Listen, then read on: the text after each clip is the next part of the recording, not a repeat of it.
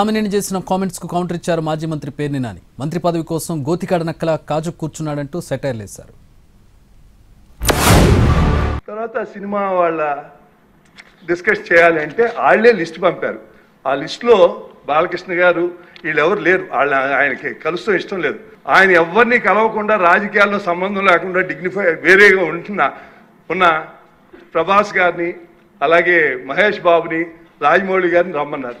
చిరంజీవి గారు వాళ్ళందరినీ రమ్మన్నారు. తనకు జరిగినట్టే ట్రీట్మెంట్ అని వాళ్ళు రామన్నారు. రావంటే కూడా బతిమాలి ఆయనకున్న మొహమాటంతో వస్తే ఇంత పెద్దాన్ని పిలిచి ముందు పోసాని మురళీకృష్ణ ఎట్టంటే అని కూర్చోబెట్టి అనుకున్నారు. మూడో షాక్, సీఎం గారు మిమ్మల్ని కలవట్లేదు,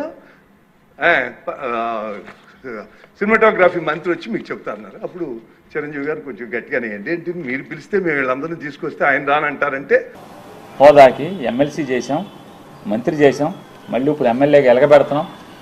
83 ఏళ్ళ వయసు, విచక్షణ ఏంటయా అంటే గోతికాడి నక్కలాగా మంత్రి కావాలి. 80 ఏళ్ల వయసులో పచ్చి పాపం మాటలు మాట్లాడటం అవసరమా ఆయనకి?